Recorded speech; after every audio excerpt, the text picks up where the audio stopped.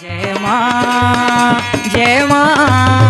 गुरुवर गुरुवर जय मां गुरुवर गुरुवर। हफ्ते का तात्पर्य है जो हमारा हो, हमारे कर्म से उपार्जित परम सत्ता जो हमें दे रही हो, हम उसे अपना स्वीकार करके चले।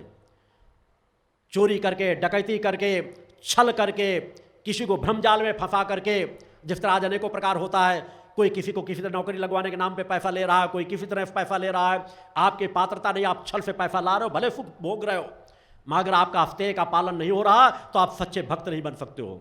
आपकी सुषुम्ना नाड़ी संकुचित होती जाएगी और वो संकुचन आपको कितने बड़े अपराध की ओर ले जाएगा, कितने पतन की ओर ले जाएगा, कितनी बीमारियों के ले जाएगा, कितने संघर्षों के लिए ले जाएगा, कितने एक्सीडेंटों की ओर ले जाएगा। यह सब आपके हफ्ते का परिणाम है।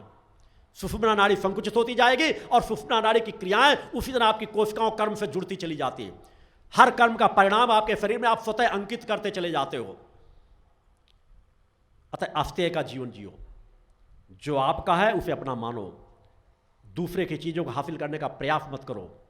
सभी चीजों में हफ्ते हो, धन, परिवार, बच्चे, पत्नी, आपके बच्चे हैं, आप उन्हें संस्कारवान बनाओ। दूसरे के बच्चे कितने ज्ञानवान है इसका मत करो। आपकी पत्नी है, आपका पति है, जैसा है वैसा आपके लिए सबसे अच्छा है। दूसरे का पति बहुत सुंदर है, वैसा पति मुझे मिल जाता, दूसरी की पत्नी बहुत सुंदर है, वैसे पत्नी मुझे मिल जाती। यह सब हफ्ते के अंतर्गत ही आते हैं। वह अगर आप ऐसी इच्छा रखते तो आप हफ्ते का पालन नहीं करते। जिसकी आपकी पात्रता हो, जो आपको मिल गया वही आपकी पात्रता है। आप अपने कर्म से आगे बढ़ो, गलत रास्ता तय करके नहीं, हिंसात्मक रास्ता तय करके नहीं, असत्य बोल करके नहीं। वह हफ्ते आपका पालन होगा।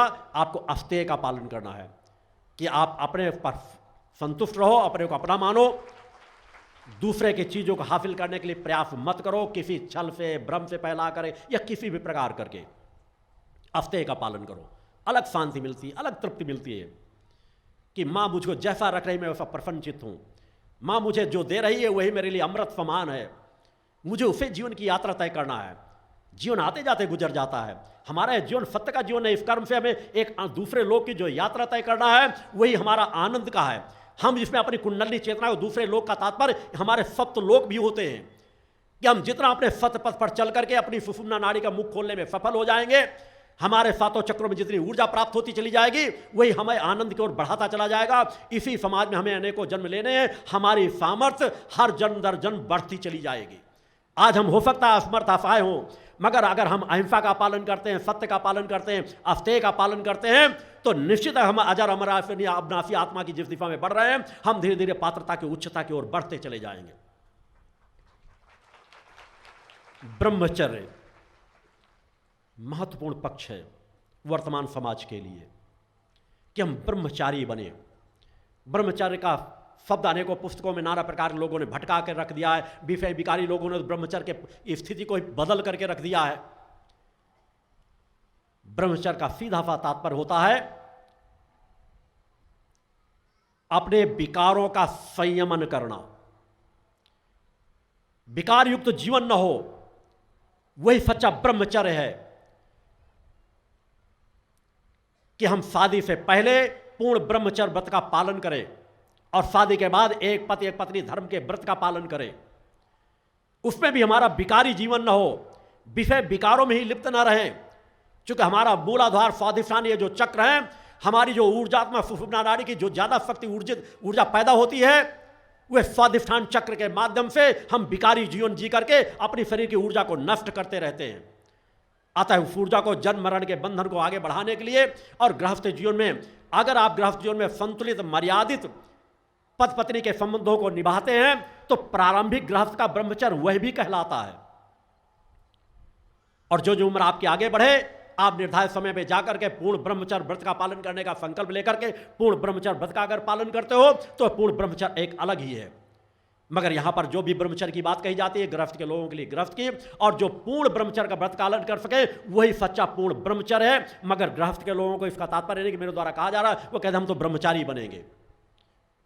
ब्रह्मचर्य अगर पति पत्नी के साथ जीवन व्यतीत कर रहे हो तो ब्रह्मचर्य आपका तभी सफल होगा जब आपकी पति पत्नी की दोनों की एक समान सहमति हो।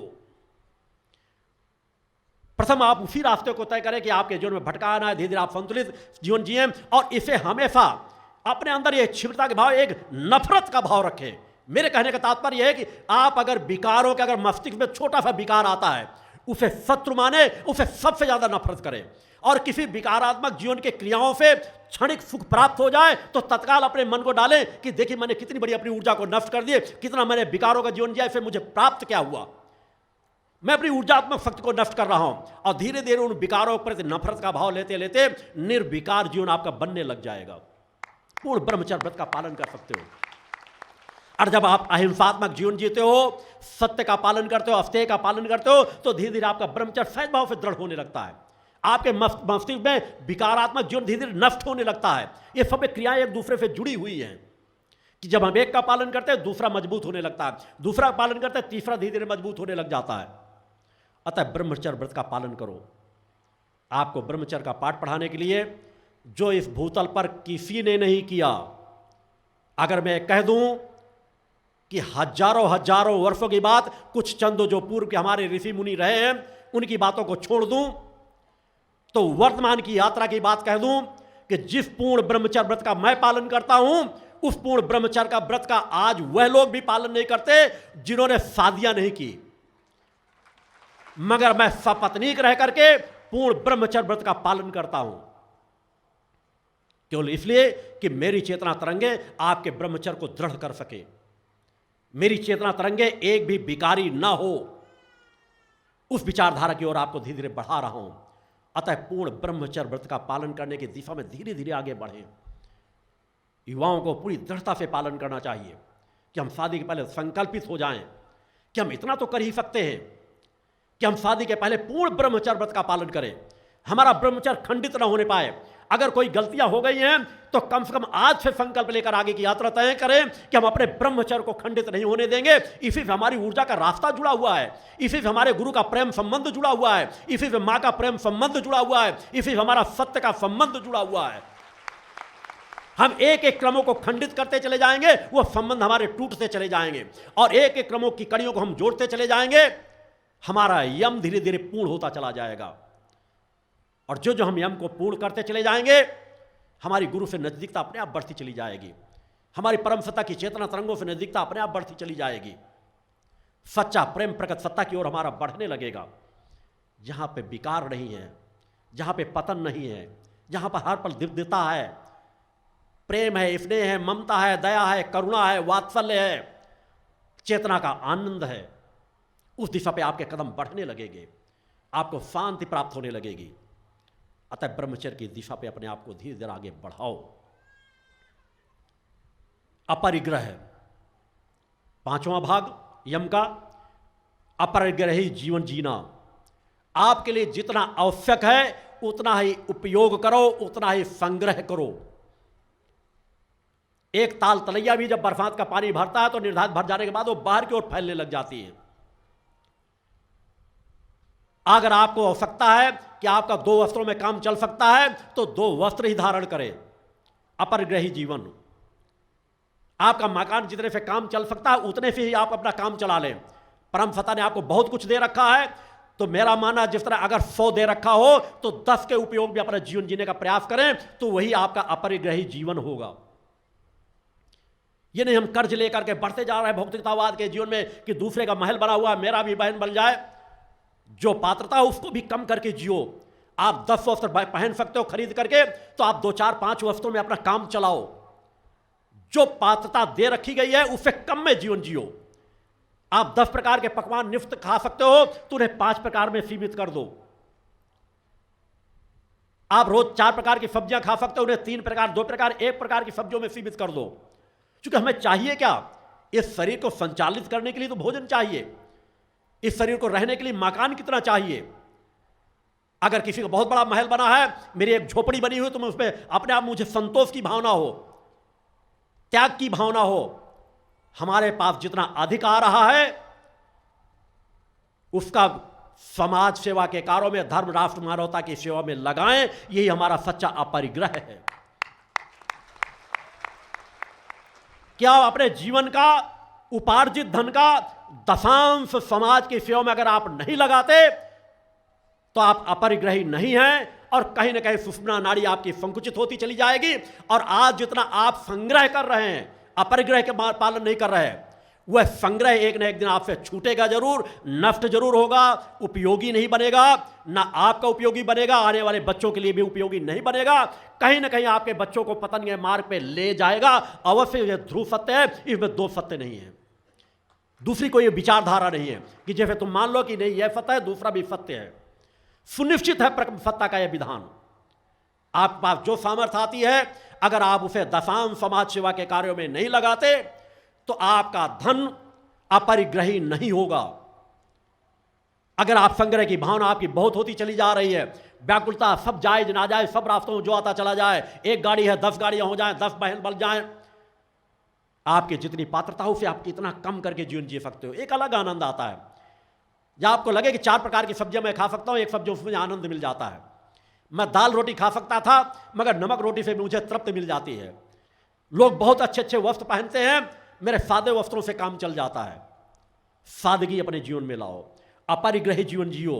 इसलिए मेरे द्वारा आपको अपरिग्रह के विषय में भी पिछले कार्यकर्ता ने कहा 2015 तक मैंने 20 साल की यात्रा आप लोगों को सहज भाव से आगे बढ़ा दे कि कम से कम मैं आपको पहले इतनी पात्रता तो दे सकूं जहां आपके गुरु के विचारों को सुन सको और धारण करने की क्षमता आ सके, जो कुंडली चेतना जागरण में भी है, यम नियम आसन प्राणायाम प्रत्याहार धारणा ध्यान समाधि, कि आपकी धारणा की क्षमता तो पैदा हो। और जब मैंने महसूस किया कि आप धीरे धीरे आप उस विचारधारा पे उस धरातल पर आकर खड़े हो चुके हो जहां आप गुरु की बातों को गहराई से सुनने लगे हो, समझने लगे, उसे में अमल करने लगे हो, इसलिए अपरिग्रह का चिंतन मेरे द्वारा पिछले कार्यकर्ता बैठक दिया गया कि हर मनुष्य का कर्तव्य है।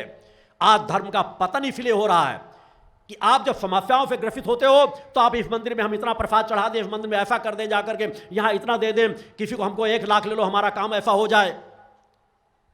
इससे लाभ नहीं प्राप्त होता।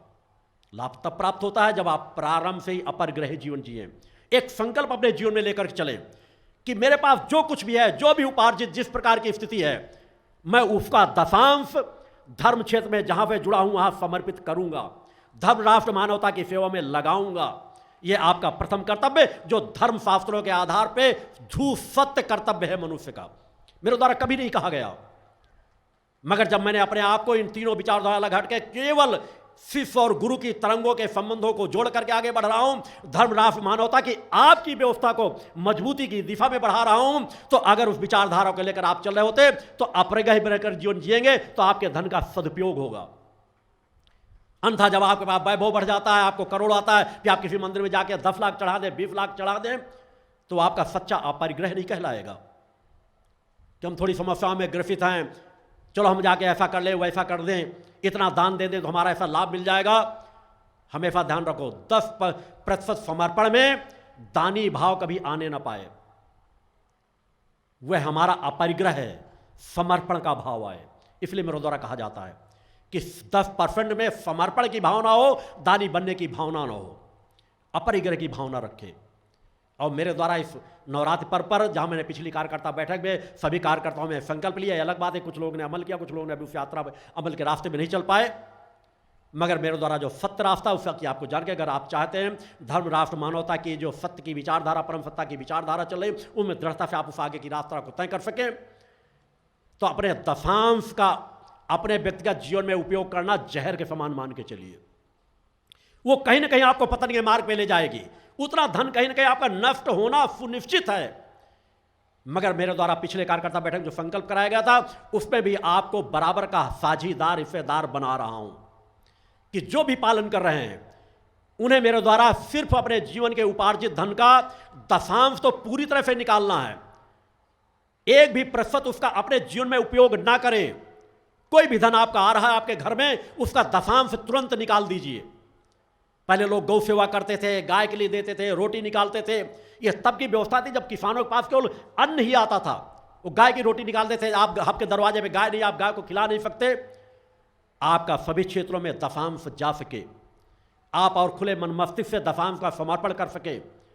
इसलिए जो मेरे शिष्य हैं उन्हें मेरा कर्तव्य है उस पथ का मार्ग देना जो मैंने 20 साल से आपको स्वतंत्र छोड़ रखा था। चाहे दीक्षा दे रहा हूं, चाहे यहां की कोई बात हो, कभी मैंने किसी को 1% के लिए भी दबाव नहीं डाला, प्रेरित नहीं किया। मगर आप सत्य पथ के अगर राही बन रहे हो, पूरे यम के नियमों का पालन करना चाहते हो यम का, तो अपरिग्रही बनो, दशांश अपने घर में निकाल करके अलग रखो। 5% आपका इस धर्म धुरी, जो मूल धुरी माता आज तक जिनी जगदम्बा का जो दिव्य स्थान बन रहा है, जो आपका धर्म का स्थान है, 5% आपको उसके लिए समर्पित करना है। बोलो तो भगवान की जय। और 5% जो आप निकाल करके रखिए, उसे मानवता की सेवा के लिए और राष्ट्र रक्षा के लिए खर्च करना है, जिसमें धर्म क्षेत्र की आपकी यात्राएं हो, आप कहीं दुर्गा चालीसा के पाठ के आयोजनों में सहयोग कर रहे हो, किसी गरीब को दिव्य धाम तक लाने में सहयोग कर रहे हो। 5% का उपयोग आप अपने तरीके से उसको जहां चाहो, जैसा चाहो, आप गौशाला में खर्च कर सकते हो, धर्म रक्षा के लिए दे सकते हो, राष्ट्र रक्षा, मानवता के लिए आप स्वतंत्र हो। उस 5% का कहां किस प्रकार उपयोग करो, मगर उस 5% का एक भी अंश अपने अपने परिवार के जीवन में खर्च मत होने देना। इसका निर्णय लेना, ये नहीं कि हाँ हो रहा है 5% जो हमने निकाला तो जब जरूरत पड़ी हमारे परिवार के उसमें खर्च कर लिए। संघर्षों का जीवन क्यों ना जीना पड़े, नमक रोटी खा लो, सत्यता का जीवन जियो। अगर सत्यता का जीवन जीना है तो अपने धरातल को धीरे धीरे मजबूत करो। इसलिए मैंने कहा एक जन्म में सत्य की विचारधारा पे आपको बढ़ना है, सही रास्ते में आपको बढ़ना है, कि हम यम के 5 उपक्रमों का पालन कर सके, अपरिग्रही जीवन बीने। अगर इन 5 उपक्रमों का आप पालन करेंगे, आज अनेकों लोग भटकाओं के मार्ग में हैं, अपरिग्रह का पालन ही करते, संग्रह में पूरी तरह लगे हैं, सब संग्रह के, और मरकर चले जाते, कुछ भी उनके हाथ नहीं लगता। अरे बड़े बड़े महलों को देखो, जो गरीबों का धन चूस चूस करके बड़े बड़े महल बनाए गए थे, आज वहां उल्लू बोल रहे हैं, खंडहर के रूप में पड़े हुए हैं, सैनिकों की टापें वहां गूंजती हैं, जहां किसी गरीब को पैर नहीं रखने देते थे। ऐसा धन किस काम का, ऐसे महल किस काम का कि महल बनाते चले जाओ और उस महल में आपके बच्चे भी सुख भोग न कर सके। एक शहडोल में जब मैं रहता था, एक बहुत ही भ्रष्टाचारी एक इंजीनियर था, मेरे साथ रहने वाले साथ कुछ लोग, जहां मैं व्यक्तिगत नाम लेकर के नहीं बताना चाहूंगा, मगर शहडोल की घटना बता रहा हूं। आवश्यकता से ज्यादा भ्रष्टाचारी था, पैसा दिन रात कमाना, बहुत वैभव आ गया, बच्चे भी धीरे धीरे भिखारी बन गए। एक बच्चे को पहले किसी ने गोली मार दी, दूसरा बच्चा था, दूसरे बच्चे का भी एक्सीडेंट से उसकी मृत्यु हुई। माता पिता दूसरी जगह पे थे, उन्हें खबर दी गई, वो वहां से गाड़ी से आ रहे थे, रास्ते में उनका भी एक्सीडेंट हो गया, वो भी मारे गए, सब धन का यही कहीं रखा रह गया। अगर संस्कार आपके हैं, अपरिग्रह का आपने जीवन जिया है, सत्य का आपने जीवन जिया है, और सत्य पे चलते हुए जो आपका जो धन आया है वो आपका पहले भी उपयोगी होगा, आपके जाने के बाद भी उसका जो भी उपयोग करेगा वह सत्य से कमाया हुआ धन, 90% जो धन आपका संचित भी हुआ है, बचा करके खर्च करके देने के बाद अपने जीवन में उपयोग करो, उसका जो भी उपयोग करेगा उसकी विचारधारा सत्य की बनती चली जाएगी। और जो असत्य संग्रह आपका क्या चाहे आपके बेटे उपयोग करें या आपके परिजन उपयोग करें, जो उपयोग करेगा वह उसका दुरुपयोग ही करेगा और बिकारी बनता चला जाएगा, पतन के मार्ग पे जाएगा। अतः सत्य पथ पर चलो। उसी तरह आपको यम के साथ नियम, अष्टांग योग के जो नियम हैं, यम नियम आसन प्राणायाम प्रत्याहार धारणा ध्यान समाधि, तो इसलिए आसन से पहले यम और नियमों को रखा गया है। नियम के भी 5 भाग हैं। शौच पहला कार्य।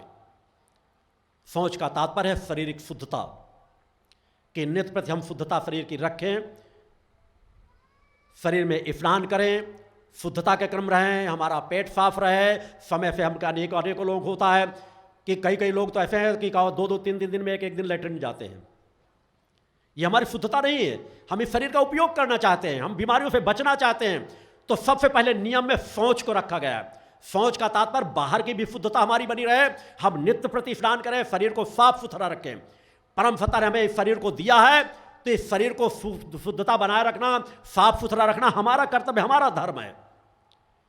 हम नित्य प्रति बाहर से भी शरीर को शुद्ध रखें और अंतःकरण का भी शुद्ध रखें। अच्छे से नाक साफ करें, मुंह साफ करें, कुल्ला करें, स्नान करें। अनेक लोग होते बस थोड़ा सा पानी मारेंगे, नाक भी अच्छे साफ नहीं करेंगे, दिन भर नाक बहाते रहेंगे।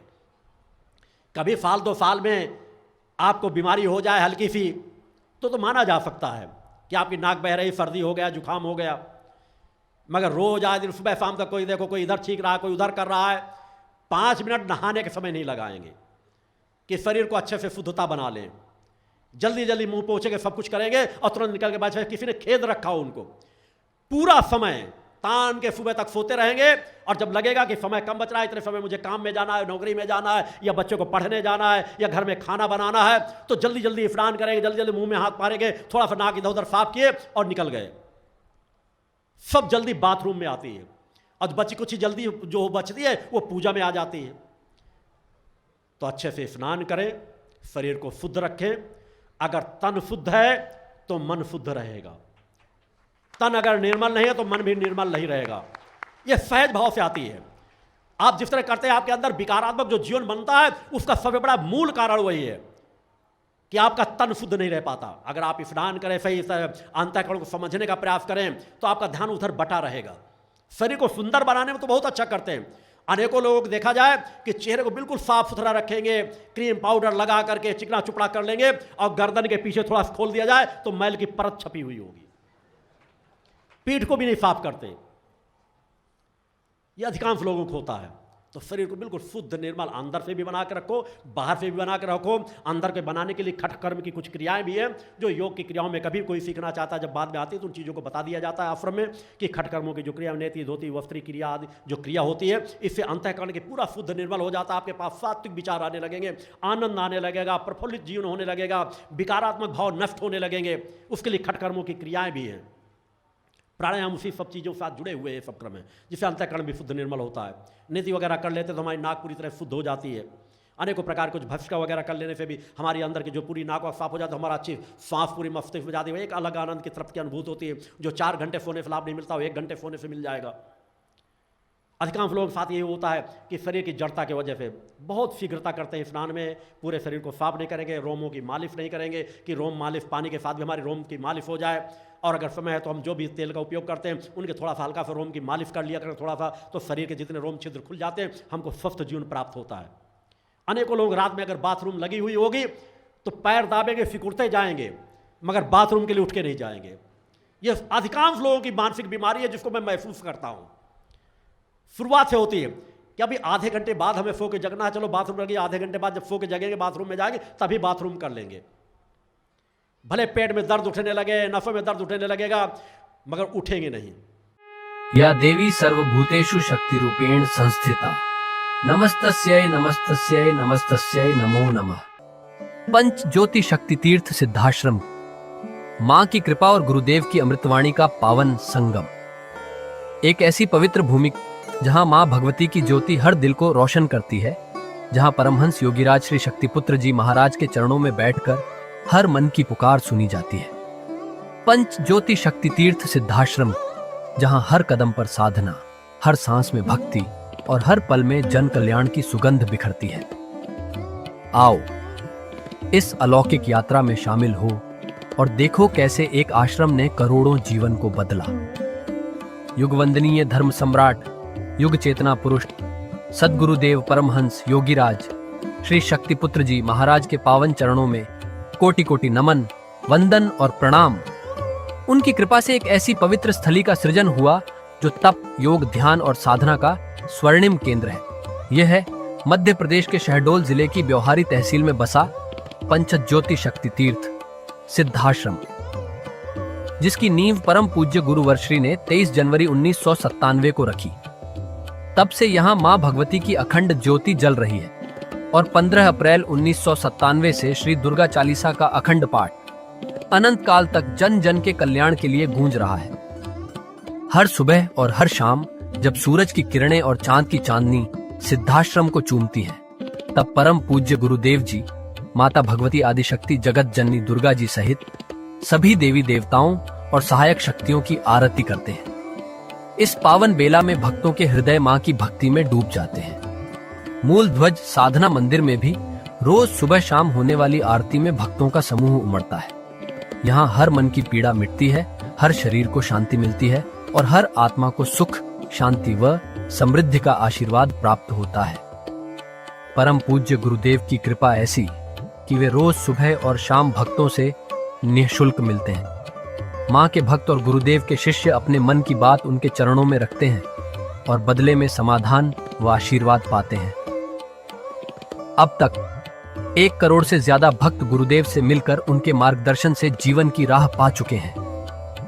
गुरुदेव की वाणी ऐसी कि सुनते ही मन में संकल्प जागता है। उनके आशीर्वाद से करोड़ों लोग नशे और मांसाहार से मुक्त होकर चरित्रवान और चेतनावान जीवन जी रहे हैं। हर दिन सैकड़ों लोग नशा छोड़ने की प्रेरणा लेने सिद्धाश्रम धाम पहुंचते हैं। पूज्य गुरुदेव के 20 लाख से अधिक दीक्षा प्राप्त शिष्य आज के अधर्म और अन्याय के दौर में भी मां की ज्योति से अपने घरों को आलोकित करते हैं। वे साधनात्मक जीवन जीते हुए आत्म कल्याण और जन कल्याण के पथ पर चल रहे हैं। क्या यह चमत्कार नहीं? सिद्धाश्रम धाम में पिछले 28 वर्षों से मां अन्नपूर्णा भंडारा चल रहा है, जहां सुबह शाम हजारों भक्तों को स्वादिष्ट और पवित्र भोजन मिलता है। और सुनो, यहाँ ठहरने की व्यवस्था भी पूरी तरह निःशुल्क है। क्या ऐसी जगह कहीं और मिलेगी जहां हर सुविधा मां की कृपा से मुफ्त हो? सिद्धाश्रम धाम की पावन सरिता के तट पर बनी त्रिशक्ति गौशाला देखकर भक्तों का मन आनंद से भर जाता है। हर महीने शुक्ल पक्ष की अष्टमी को गौ सेवा समर्पण दिवस मनाया जाता है, जब परम पूज्य गुरुदेव और पूजनीय शक्तिमयी माता जी अपने हाथों से गायों को रोटी खिलाते हैं। यह दृश्य देखकर हर भक्त का हृदय गदगद हो उठता है। गौशाला के पास ही स्वामी श्री राम प्रसाद आश्रम जी महाराज की समाधि मन को शांति देती है, और पास ही दानवीर गुफा स्थल हर किसी को असीम शांति का अनुभव कराता है। हर साल शारदीय नवरात्र में सिद्धाश्रम धाम में शक्ति चेतना जनजागरण शिविर का भव्य आयोजन होता है। लाखों भक्त यहाँ योग, ध्यान और साधना सीखते हैं, गुरुदेव के चेतनात्मक चिंतन को सुनते हैं और मां की अलौकिक आरती का आनंद लेते हैं। मां की कृपा और गुरुदेव का आशीर्वाद पाकर हर भक्त धन्य हो उठता है। 23 जनवरी सिद्धाश्रम स्थापना दिवस एक और पावन अवसर है। इस दिन अखिल भारतीय सिद्धाश्रम दौड़ प्रतियोगिता, योग भारती सामूहिक विवाह और शाम को सुर संध्या व कवि सम्मेलन का आयोजन होता है। क्या मजा है जब भक्ति और संस्कृति का ऐसा संगम देखने को मिलता है। सिद्धाश्रम धाम का जनसंपर्क कार्यालय हर जानकारी का खजाना है। यहाँ से मासिक सिद्धाश्रम पत्रिका और साप्ताहिक संकल्प शक्ति अखबार मिलता है, जिसमें गुरुदेव की ऋषिवाणी और प्रेरक लेख पढ़ने को मिलते हैं।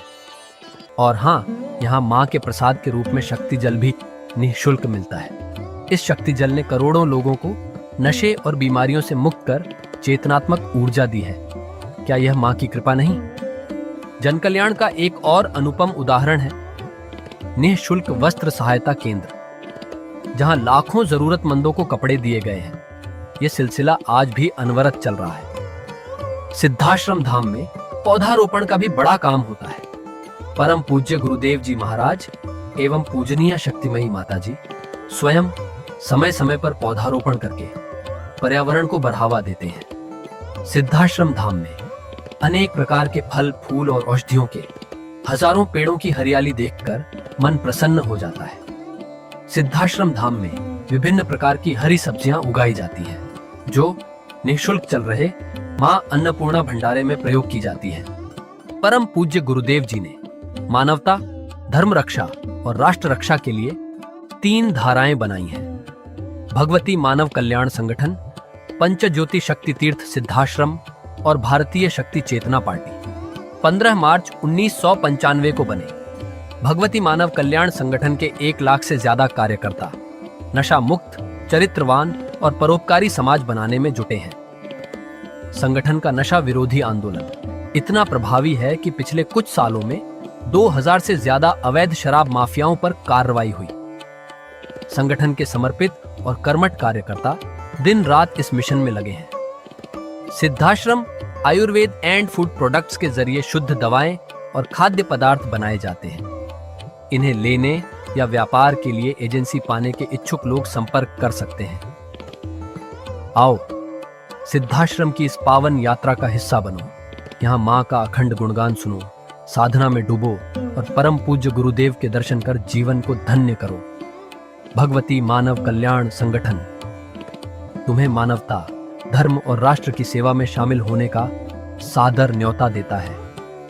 जय माता की, जय गुरुवर की।